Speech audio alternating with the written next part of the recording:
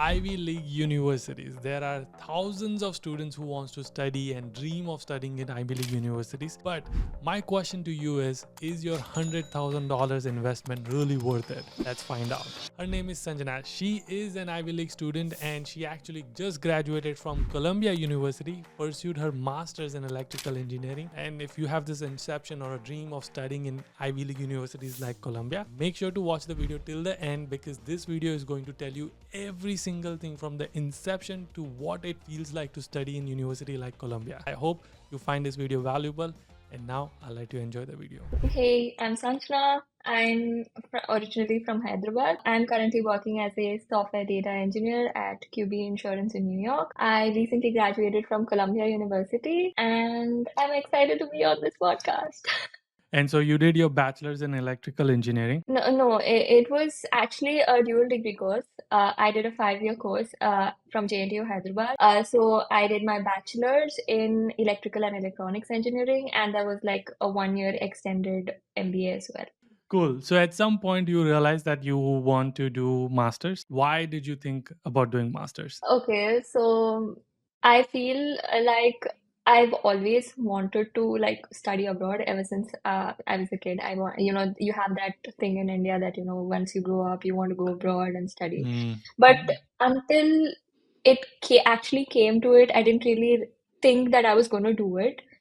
So it actually happened in my final year when I had to like decide as to whether I wanted to get a job or if I really wanted to do a job in electrical engineering or, if I wanted to just do something different.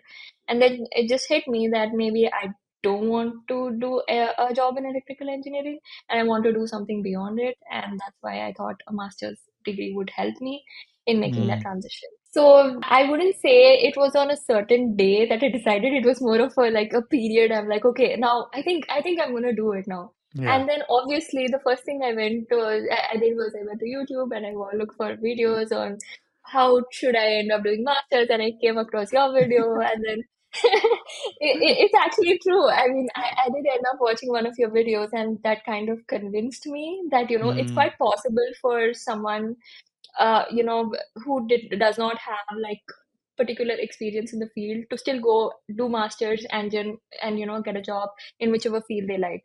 So Mm. one of your videos back then really inspired me and basically gave me the confidence to like just go for it. Yeah. So Yeah. I think that's the first thing I did. Mm. I will send you the check for saying that, because no, I'm kidding. I didn't ask her to say that. She's saying No, it no, I from didn't. while you were deciding for study abroad, while you were researching, while you were like talking to your parents. Were there fears and doubt in your mind? And if there were, what were they? And then how did you like overcome it? Or did you just not like, did you just like, all right, I'm going to just face them? So I wasn't really that brave to say, okay, I'm just gonna face them. I mean, obviously, I feel like I don't know about everybody else, but I have this fear at every stage in my life. I don't know why. I'm just like, okay, what would happen? I'm just like outweighing the cons with the pros and thinking about what might go wrong. And I'm Mm. an overthinker basically. But Mm. yes, so obviously at that point in time, I was thinking about whether I was making the right decision because I had already spent a lot of time, like basically getting 2 degrees rather. Yeah. And instead of sitting and like going to get a job or like basically getting a job, seeing what I could do with them, why should I just go and do something else? Maybe that's wrong. Maybe I wasn't right. That was Mm. my first thought process. Mm. And then, other than that, I was also worried about how I'm going to adjust over here. Like, is it Mm. really something that I wanted? And also, there was a lot of uncertainty when I came in because, like, it was COVID time, and then some of the universities were like, we're going to do like 1 semester in your home country, and you can come later on. So there was a lot of uncertainty, and yes, I was definitely afraid. I would definitely, like looking back, I would definitely think I would tell myself, maybe just stop overthinking. If you really Mm. want to do something, just go ahead and do it. I mean, I could still tell myself that. But back then, it was really important for me, I felt, because a lot of times what happens is you stuck in one analysis, paralysis kind of a loop. You're like always thinking, Yes. thinking, thinking, thinking, and then Yes. you don't really act on it. So I would Mm. say just get out of that loop as soon as you can. Before we move on to the next exciting part of the video, I just want to quickly mention about my newsletter community. We have more than 8,000 people who is receiving weekly free newsletter where we combine all the information which you're watching in this video into text format, which is easily digestible. It's a free, no cost to you. Also, we send out resources like product management guide, data analyst guide, job openings, and other resources which we have going on. So if you're interested in receiving such informative newsletter straight to your inbox, consider subscribing. You can simply go to udj.com/newsletter, or you can even go to the link in the description and it'll take you to the same page. And now I'll let you enjoy the next part of the video. How did you think about data? Like, was that the choice you made? Like, I'm going to do masters in data science, or was it like masters in electrical and data engineering just came into the picture somehow? Like, how did that happen? It's really kind of weird. I mean, I've always liked, like, trying out different things, even though I did not really study them. I mean, I feel like everybody should do that. You should just like try out different things just to see if you get a hang of it or not. But initially, like during my undergrad, I participated in like a lot of like hackathons, even though they were not like a part of my degree or something. I would just go and participate and see what I could get out of it. So in that process, I realized that, maybe like I learned how to code in Python. So then I was like, okay, maybe I can do something in along the lines of data science, and it was also a buzzword at the time. So I was like, okay, maybe we could explore this a little further, and that's how I ended up like. So initially, my plan was to like stick to electrical, but like get application, apply data science within different streams in electrical. So this was my plan when I was coming here. Hmm. Later on, I mean, while I was doing that, I realized that, maybe if you restrict yourself to a niche, it might not really help you. I mean, a lot of other factors played in, but that was the thought process. Because you're changing from electrical to data, was that a fear at all, that what if I don't get job? What if I like don't Oh, succeed? Like, yes. So that was my biggest fear because I knew that I didn't have anything on my resume that I could showcase to like universities. I mean, if I had to really do it, I can't go and change my third semester project all of a sudden, right? Like hmm. that was a process.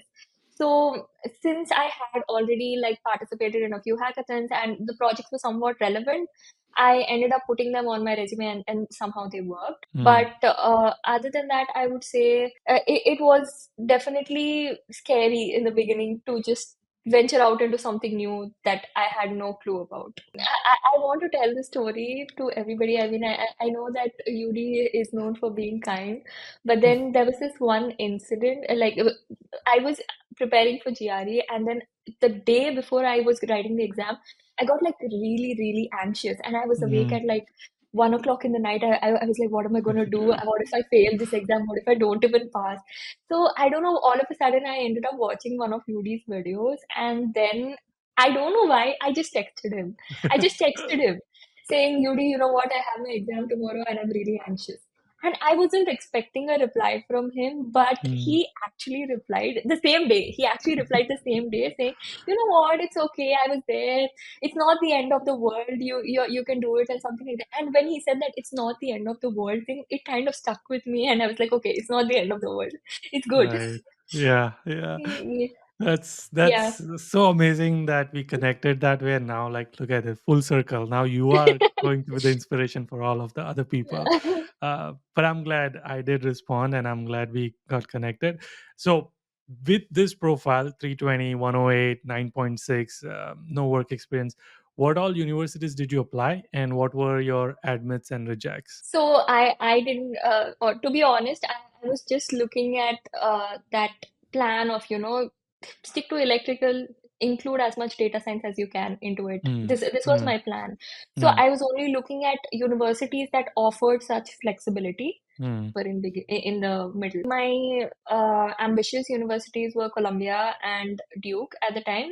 Duke also had Columbia has this the electrical engineering program within which they offer various specializations, and data-driven analysis was also a specialization. So I knew that I could go that path, and there's also flexibility not to choose a specialization. So I like Hmm. that very much about Columbia.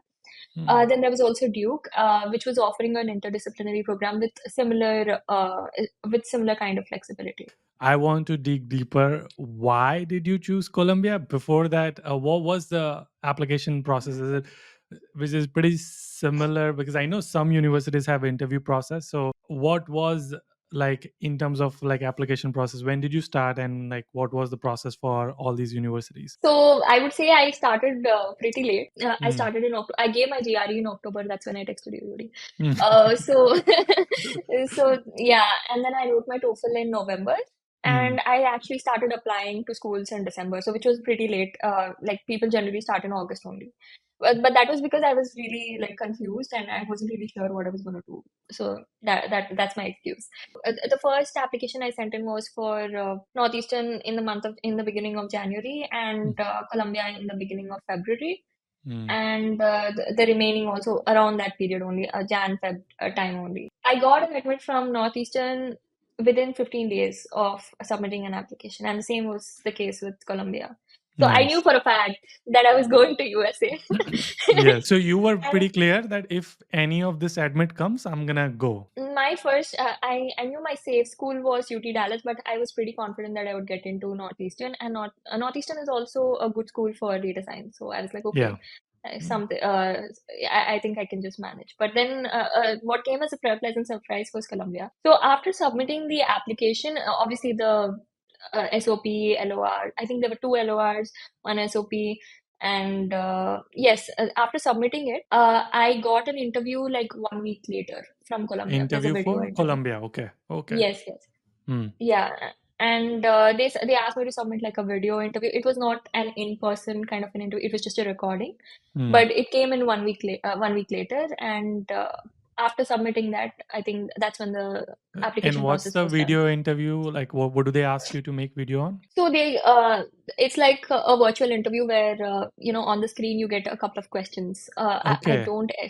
I don't exactly remember what the question was, but I think they were mostly behavioral questions, like Okay. were you ever in a situation where something happened, and what did you end up doing? Hmm. What if can you explain some of your leadership activities that you have done in the past? Something on those lines. But Right. I think there were about like three questions, and they give you like 10 or 15 minutes each. I'm not exactly sure about the timeline, Yeah. but Yeah. 10 or Yeah. 15 minutes to answer it. Yeah. Got it. Okay. And then obviously you got Colombia and Northeastern and UTD. What were the factors did you like think about when you were applying or when you were narrowing down your list? Like, because there are like so many factors, and one of the questions people keep asking me is like how to choose the university, how to narrow it down, how to sort them, how to select them. So, what did you do in your case? So in my case, like I said, I just wanted something that did not ask me to completely get out of electrical engineering, because that is something I spent a significant amount of time on, and Hmm. I really wanted to like stick to it, no, but just add stuff to it. So Hmm. whatever universities I applied to, everything like gave the flexibility to choose if you wanted to do something in some specific field, and I think that is what I liked about my choices.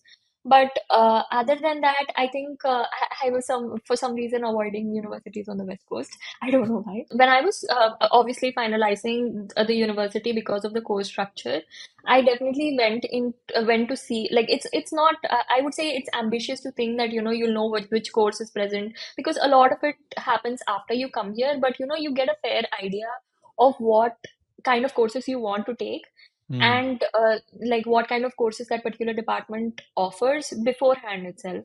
Yeah. And a lot of the websites already have the course curriculum listed, so you can Yes. also go through the course when you're actually finalizing the university. Hmm. You did masters in electrical engineering, Yes. and you were able to move your career to data engineer? Title of my master's thing is my master's in electrical engineering, but the courses I actually ended up taking were mostly data science. So I Hmm. knew that, the program was offering that flexibility, and that's why I took it. The Columbia University Data Science Institute has like a rigorous kind of curriculum. Like there are like a set of courses only, like they don't offer flexibility with, like I wouldn't say they wouldn't, but it's not as flexible as the electrical engineering program. And that was one more thing that I was looking at. I wanted the option to take courses from whichever stream that I wanted to, without having to worry about like this is a mandatory course, this is not a mandatory course, and stuff like that. So the W program really offered that flexibility, but the data science program didn't, which is why I didn't choose Columbia University Mm. Data Science. Yeah. All right, cool. So let's deep dive into this. Yeah, you see that, right? So there are many Oh, specializations. So you can take it in data-driven analysis. Basically, this is, and even over here, you see that there are courses, right? Like for example, ECVM E4040. mm. It's an option. You can take it. You don't have to take it. Yeah, it says And you take don't have, at least yeah, two from this. yeah. And one more thing, the specialization is not mandatory. Like you don't have to specialize in Mm. anything. You can just take any course you like. So Nice. yeah, that's what I liked about this program. Cool. So that was one of the things, but then the other part of choosing an university is the cost. Columbia is obviously very cheap, as you know. No, I'm just kidding. It's how much. What was the cost and what's the I-20 amount? If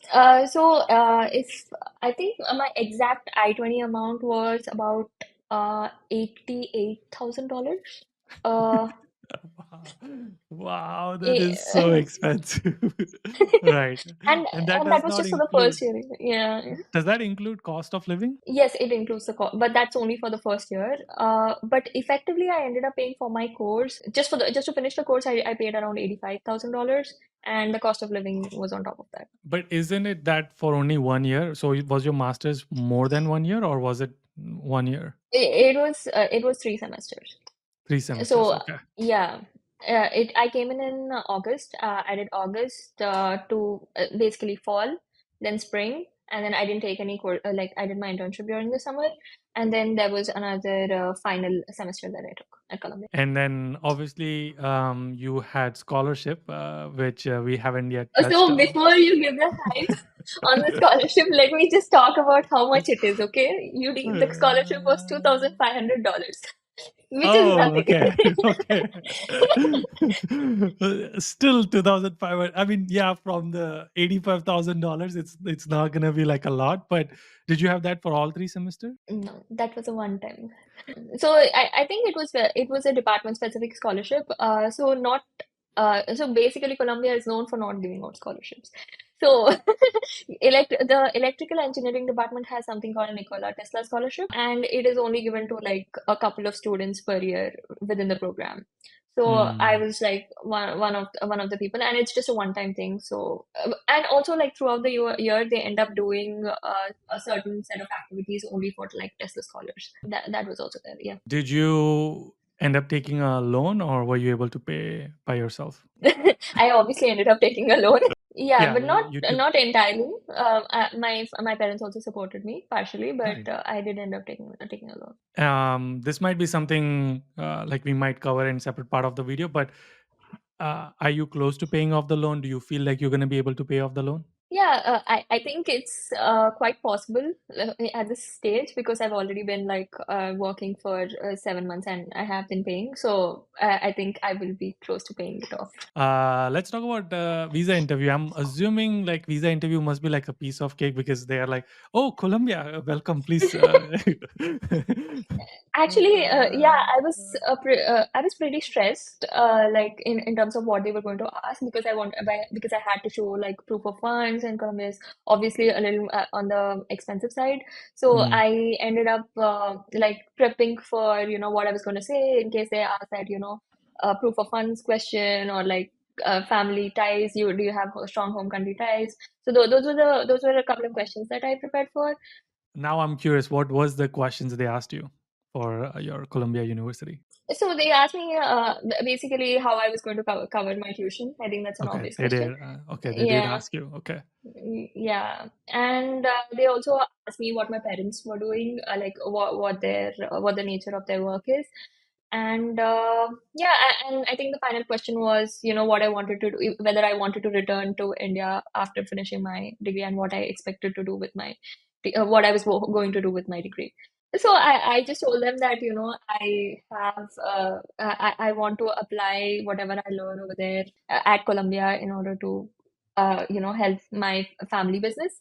So, which is, I think, the standard kind of an answer that one would give, Mm, right? Yeah. yeah, yeah, yeah. Obviously, you heard, congratulations, your visa is approved.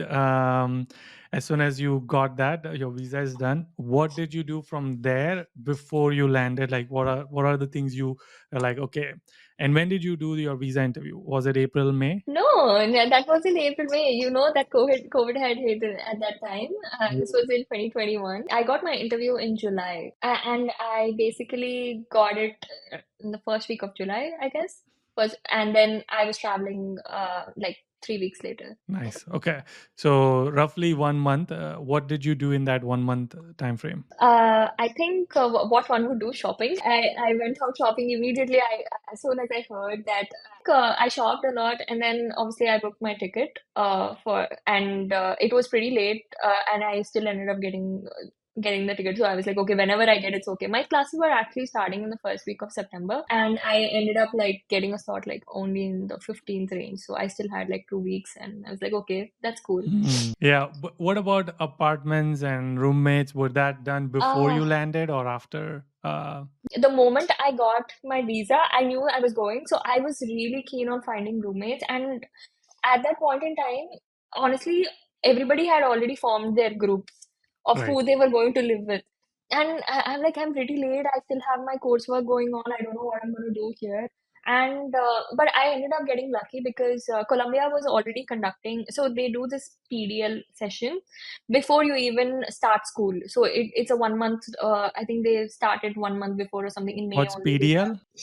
professional development and leadership. I think that's the full form. So what Okay. they do is it's just a bunch of classes that they take, which don't really have credit, but it's a mandatory kind of a thing where you have to where they give you like sessions on how you can build your LinkedIn profile, how you can build your resume, how to set up your resume, how like and they give you job search tips, and all of this happens before you even start your classes here.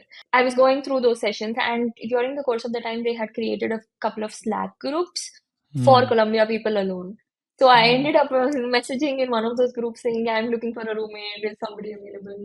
And eventually ended up finding my roommate. So you found a roommate. How about apartment? Like, how did you find that? Where did you find it? Like, what was the process for hunting apartments? So there are a couple of apps. So there's Street Easy, Zillow, and apartments.com. So what I would do every day is basically look for apartments on these three apps. And whenever there was like an opening or something, I would just call the person who had listed it. I got another SIM card somehow, and then I would just call and ask them if it was available, what the rent was, and if they were willing to negotiate. And this is what we had initially done. During this process, we ended up finding an apartment that was on the 105th Street, which was like so there are different things that you have to consider when you're coming looking for a New York apartment. Like if you go beyond 125th, it's Harlem, so people don't really take apartments over there because it's kind of dangerous, is what they say. I think and I think that it's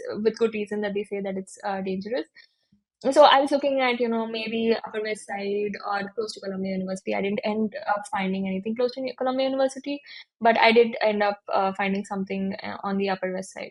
And that was through again like online hunt. Yes, yeah. And at this point, had you made any contact with seniors, or were they helpful at all in any of this, or was it pretty much everything on your own? So, I think like I did not contact any seniors because Hmm. at that point there were too many things on my plate. But I think one of my roommates did end up talking to a senior who went and took a look of the apartment for us, and had also like confirmed saying that it's good enough and it's legit. That's all we needed to hear. It's Yeah, legit. yeah, it's not a Yeah, scam. Yeah. yeah, yeah.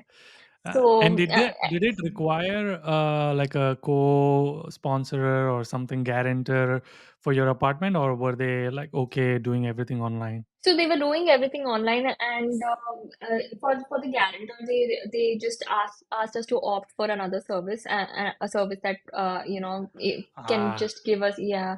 yeah, So yeah, yeah, I know. we didn't Mm, really have a guarantor, but we ended up signing up for one of those services that the building only suggested, and we got that extra kind of a fee added on top of our rent. yeah, yeah, But yeah. there were like many people who got the apartment without even having to get that additional thing on top of their rent and without guarantee. So I think whenever you look early, you tend to find these golden apartments that Mm. go very fast. So it's Yeah, all yeah, yeah. about time and yeah, time and Yes, luck. yes. What is the typical rent in New York? So when I came in, it was actually post-COVID, and it was kind of cheap. So I would end up paying $900. So I got a six-bed, two-bath apartment, and I my rent would come up to Six 900. bedroom. That is Mm-hmm. quite a big apartment. Okay. So usually, yeah, they are pretty rare. So I ended up getting a six-bedroom apartment, and my rent would come up to 900. But there were others pay around the same range, like 1100 or 1200 at the time. But now, if below 1500, there's you can't find anything. You can't find anything below Wow. 15. Okay. Okay. And so this is another thing which I started like I want to ask for a lot of students is like they don't prepare for once they finish their customs and immigration, then they have to still get to the apartment. In New York might be a little different, but a lot of universities, the airport and their apartment is like 1 hour, 2 hours far, so they have to figure out their transport. How did you get to your apartment? So actually, my one of my relatives had just flew in just to like pick Ah, me up from the airport and like drop me at my apartment, and my uncle just left the same day. But that was kind of like I was feeling very relieved because I didn't have to take care of that part. But I was aware that universities offer such services, pickup services from campus, and I had also like from the airport, sorry. And I had also like requested for something similar, but at that point in time, Colombia was not offering anything of the sort. The typical amount, it typically costs like about 80 to $100 just to get to from JFK to your yeah. apartment, like in New York, if you want to go to Columbia University. So a lot of people, what they were doing is, I told you about the Slack group, right? So they were just like coordinating their arrival timings with somebody who was on the same flight, which really Mm. happened a lot. And they would just like pull in and go to the apartment, which saved them a lot of What is the first few things you did as soon as you landed? time. I only got everything set up, like the Wi-Fi, the electricity, and basic things and all. I only had gotten it set up. So my But roommates only came. how did you figure out that that you need to go to this place for setting up? Had given us the apartment, they already had a set of things in place for us. Like, all I had to do was basically ask them what the process was, and they would just tell me what the steps were. So that's how I got my Wi-Fi as well. So what they would do is they had like one or two companies listed, and all I had to do was basically call them and ask if they would set it up before I came in. They obviously Wi-Fi, you can only get set it up after you come here, but electricity and all Con Ed, you just have to call them and they get it switched on Okay. whenever you want it, right? And you did not go to campus at all?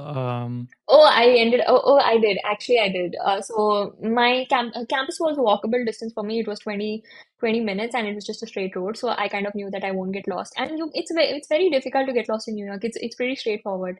I'm really bad with direction, but New York is pretty straightforward. You just have to go in one straight line. You end up reaching your destination no matter what. Yeah. And obviously, that initial hesitation of not being able to navigate was always there for me. So Mm, I researched like a couple of apps that I could download. Like the City Mapper is one app that is really specific to mm. New York, and it shows you like direction within the city.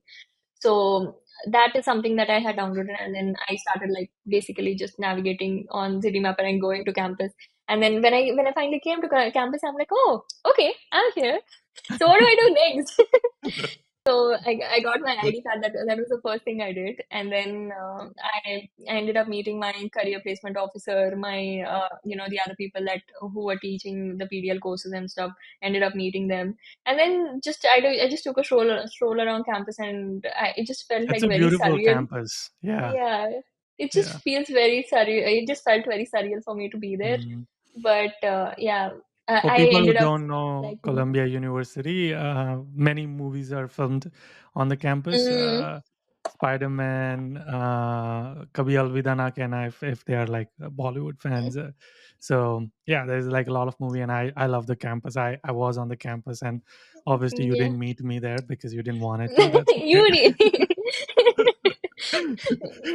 But yeah, I love the campus. It's such a amazing vibe to be on the campus, and it's huge, Yeah. obviously. And obviously that library is like where like it felt like I was in a movie or something. It was so good. Yeah, especially Butler. I think Butler Library was one of my favorite spots on campus. Whenever Mm, I went in, it felt like a palace. Like, like you're in that literal palace where, you get to sit and then like there are all these fancy yeah, lights and yeah, stuff. So yeah. it's really beautiful. All right, cool. So now you're settled in. What was it like? Did you find the education system drastically different in terms of like education system, coursework, course structure?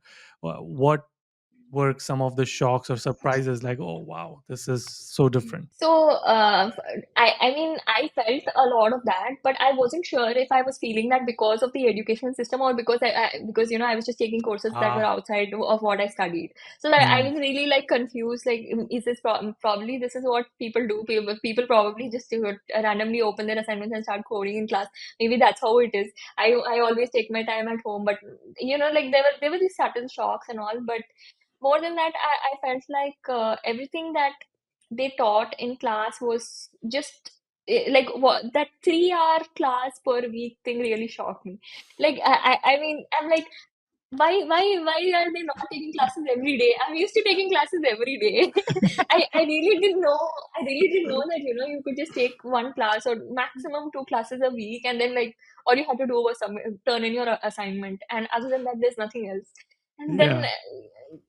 which was Yeah, and for initially it felt people like who don't know and watching this for the first time, yeah, that's a US education system. In India, we go from like 9 o'clock till 5 o'clock or something like that. There's like back to back classes, and there's like maybe a lunch break or something, and then there's mm, again classes. But in United States, you might literally have one class on one day and then another class on another day, maybe some labs if you're doing computer science, and that's pretty much mm, it. And then rest thing you can just do whatever the heck you want. So uh, yeah, that was pretty shocking to me. I mean, the amount of time I spent in a classroom was just this much, and then the time I had for doing other things was just that much, and which came as a shock to me mm, because mm. yeah. Yeah. How did you? So let's talk about coursework because you are like you did this different electrical with data kind of specialization. How did you design your coursework? Why did you choose certain courses? Because like, what was your thought process of like deciding that this is the courses I'm going to take in the first semester and second semester? Like, how did you do that? So honestly, the first thing that a lot of times what happens is the people in your classroom tend to know what courses are trending. Like you don't even have to do most of the work. Like they already know which course is good and which course is not because they have already spoken to some seniors. And then I also ended up speaking to a few seniors, and they also told me that I took this. You can register for like about 6 courses, even though you end up initially taking 4 courses. You can sign up for more and then you can keep dropping them and like signing up for other courses or just randomly go and attend a class just to see if that is something you like or not. So Mhm. that happens And for yeah. even taking a step back in United States, for people who might not be aware of the system, you get to pick. It's not pre-designed that these are the Mm, courses in first semester, second semester. That's usually how it's in India. You get to choose which courses you want to do in the first semester. Obviously, there's a caveat that there might be some prerequisite. You cannot take some classes before you take the advanced classes or something like that. But that's what the shopping period means, that she decided, all right, I'm going to take these 6 courses. And then she goes and is like, no, I hate that professor because he doesn't look that great, so or whatever. But based on certain criterias, you can drop it and then have your final, like final, like these are my final 3 classes, 4 classes I'm going to take for the rest of the semester. Definitely. So what I did in the first week was like take in as many courses as I liked, and then I would just like go and see if that is something I really liked. And that the first 2 weeks are really stressful because you end up taking like 3 hour classes. I mean, all of a sudden that 3 hour class thing becomes a gets into your head. So I'm like, oh, if you have to sit for 3 hours in that second class as well today. So that's what happens. And I definitely knew that I wanted to do data science, machine learning, big data related courses in my first semester, and I ended up choosing like ML, big data. There were 2 other courses that were also very similar on the same lines, like data driven courses. So I ended up taking 4 courses after. But like, what was the reason why you decided those courses? Was it mainly to build your profile for the job? Yes, yes. So I knew that my profile was not like strong enough. Like, let's say I got an interview, I didn't really have something to talk about.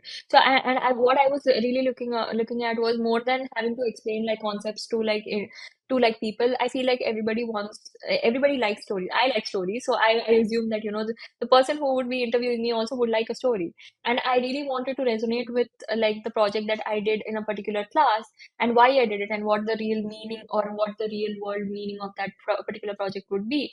And this was my main focus when I was taking classes. So I did not take any courses that did not have a project at the end of the semester or something that did not give me a project to showcase. And that is like, yeah, the reason I was trying to dig deeper is because I wanted to tell people, like, when they design their course, because you have this flexibility to choose your courses, choose it wisely, and don't just, I know a lot of time people just do it because their seniors did it or their alumni did it.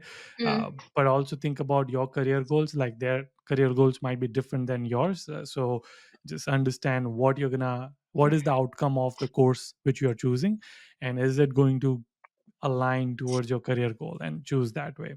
uh, cool. So did you have on campus job, or you just like From day one, actually I would say that before I even came here, I started looking for options, and through one of your videos only, I found out that Columbia has this student athlete tutoring thing, which pays a lot. So mm, from day one, I was somehow wanted to get that because I wanted my expense to get like I basically did not want to ask my parents to send in more money. I wanted to just, break even. That's what I did. But I want to address something here that, like even though the student athlete thing might come off as something that is very, very common and very easy to find, that is not the case. I did not get that for a long, long time, and there's like a huge process associated with it.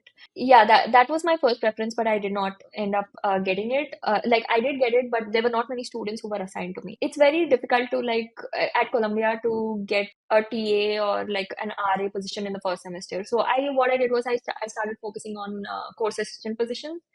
And I ended up approaching professors, and it so turned out that one of the classes that I was taking, the professor was interested in making one of the students the CS.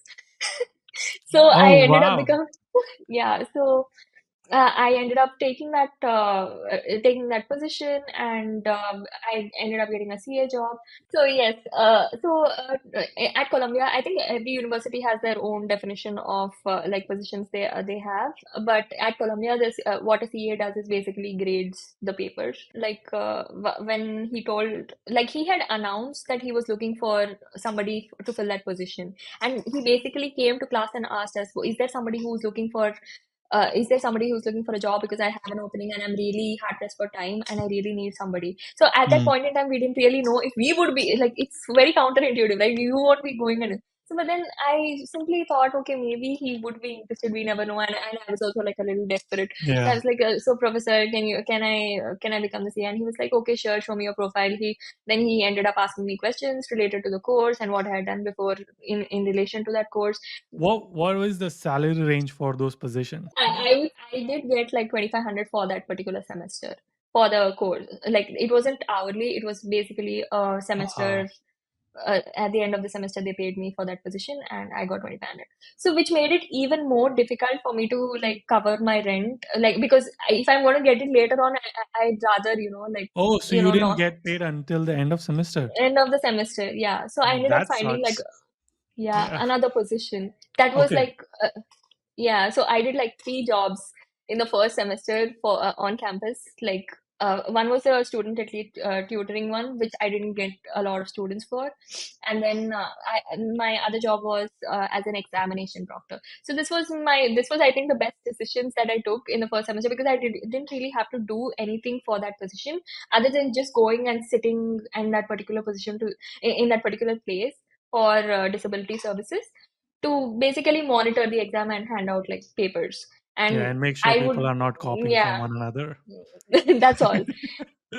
Yeah. But they ended up giving me like decent number of hours. Like, that was hourly pay, and it was like uh $18, and I think it increased over time to like 20 per hour.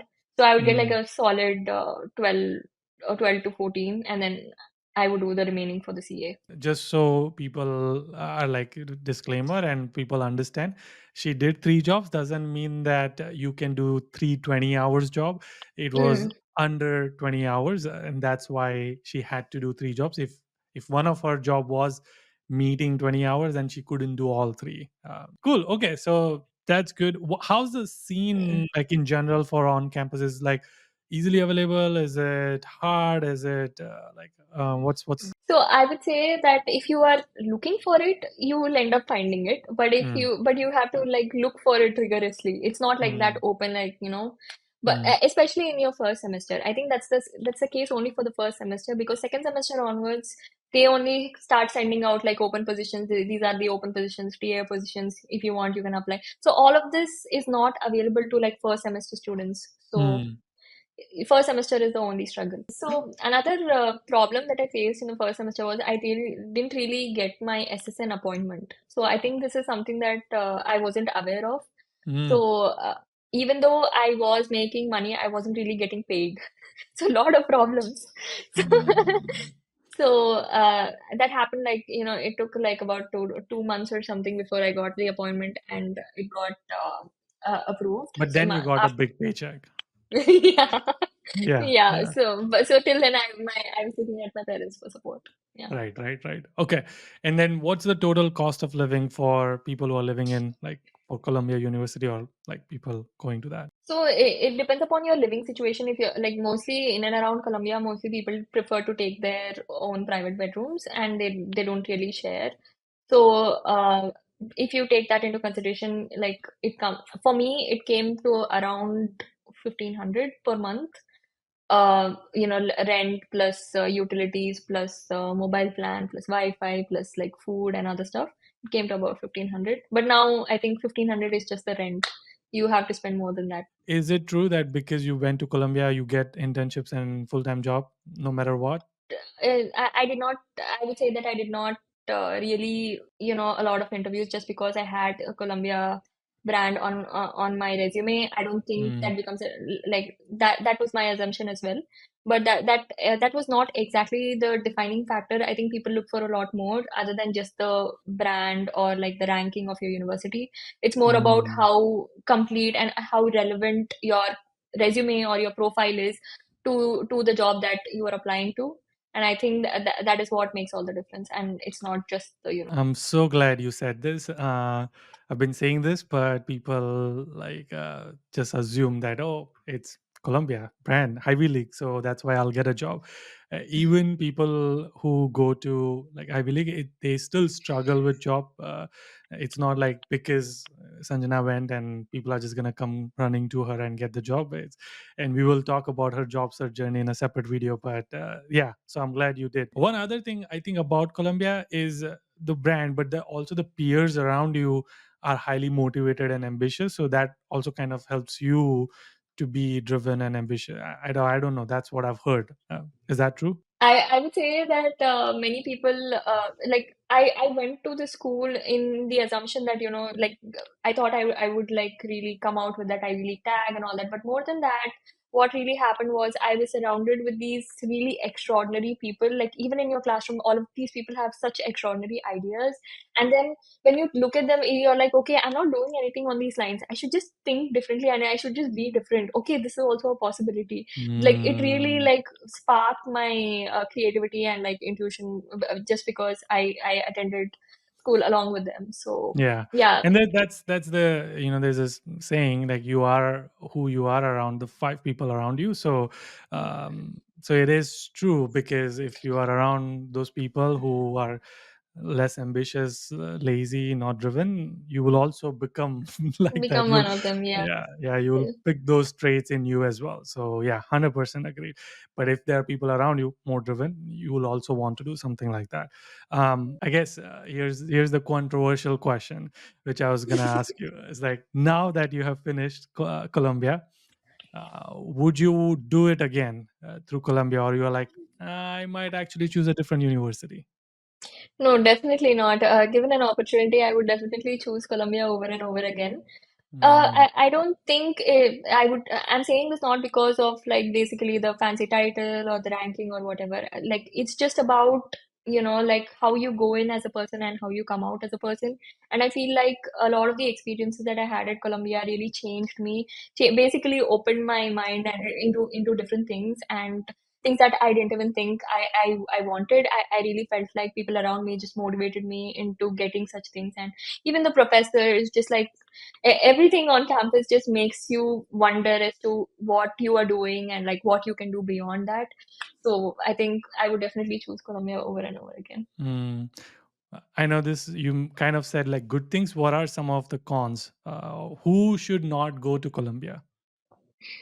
I would say like if you are somebody who like I, I would talk about like the on-campus opportunities. It's not as rosy at Columbia as it is at other places, and you don't even like you don't get a lot of grants or anything to support Mm, your basically your day-to-day activities.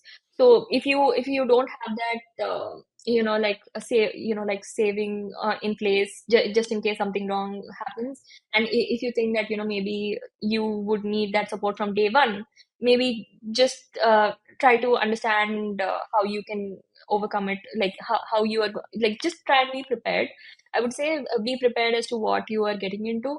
And if you don't see any options at Columbia, I would say that maybe reconsider in terms of on-campus opportunities in the beginning. what are some of the hard things which you faced and which people really don't talk about, like as a like mental things which people face? I mean, it doesn't have to be mentally, but I've seen a lot of people just show the Instagram, the New York Times Square or the New York skyline, versus the struggle they have in their bedroom, and they're crying because they're not getting jobs. And uh, yeah, share what did you go through? So, when I was looking for a job, like I started in October, and I really thought that I would end up with something, I'm going to Colombia, I should get it by December. What I'm going to apply to a few roles.